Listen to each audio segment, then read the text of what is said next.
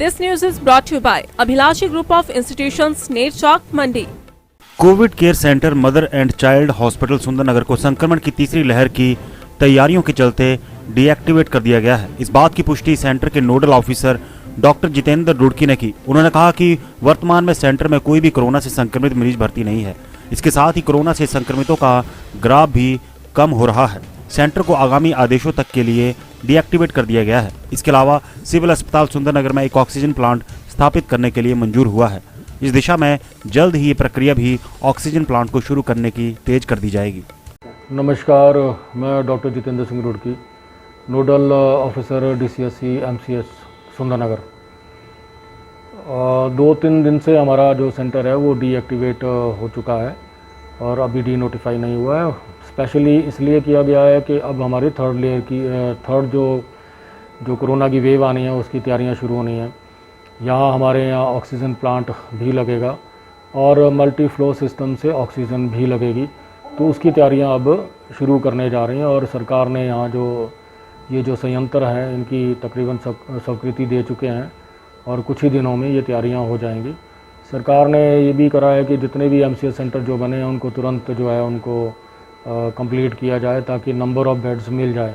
MCH का मतलब हो गया मदर एंड चाइल्ड हेल्थ। तो स्पेशली बच्चों को देख के जो थर्ड वेव में हम लोग सोच रहे हैं कि शायद ये बच्चों को भी प्रभावित करेगा, क्योंकि ये जो वायरस है ये बहुत जल्दी म्यूटेट कर रहा है। और अब ये पहले जो फर्स्ट वेव आई थी उसमें बुजुर्ग लोग ज़्यादा आए थे।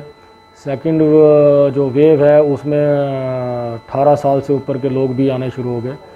तो अब थर्ड वेव में ये सोचा जा रहा है हमारे वैज्ञानिकों के द्वारा कि अब थर्ड वेव यदि आती है तो बच्चों को भी होगा। और बच्चों को कोविड काल में यदि वो बीमार होते हैं और उनको ठीक करना है, वो हमारे लिए एक बहुत बड़ी चुनौती भी रहेगी। सिर्फ ऑक्सीजन का प्रबंध ही नहीं, उन छोटे छोटे बच्चों का कैसे इलाज करना है और उनको कैसे सेवाएं दे पाना है, वो थोड़ा सा हमारे लिए अभी। पर यह है कि सरकार इस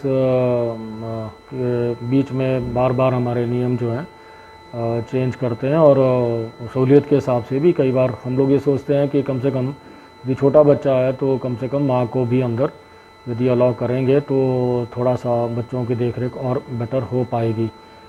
ये एक्चुअली इनका मीट्रिक लीटर के हिसाब से होता है ये।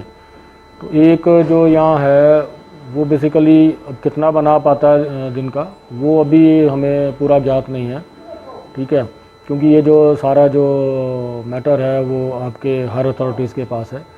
तो पर यह है कि जल्दी ही है लग जाएगा।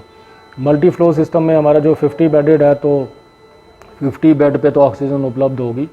इवन जो हमारा लेबर रूम था, क्योंकि हमने पेशेंट लेबर रूम में भी रखे थे, तो लेबर रूम में भी यदि 20 बेडों पर भी ऑक्सीजन अवेलेबल होती है तो हमारा तकरीबन 50 बेड का तो ये तैयार रहेगा ही, जिसमें हो सकता है कि सरकार हमारा डिवाइड करे कि 25 बेड बच्चों के होंगे और 25 बेड जो है वो अडल्ट के होंगे।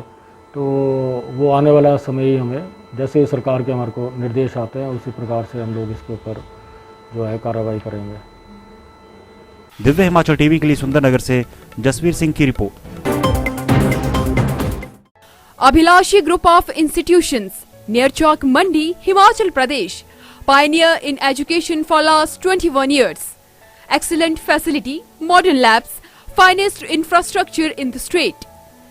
Courses offered: B.Ed, DLEd, B Pharmacy, B.Tech, Diploma, A&M, G&M, BSc Nursing, Post Basic BSc Nursing, MSc in Physics, Chemistry and Botany. Contact for more details 98164 00520, 98167 00520, 98160 05139.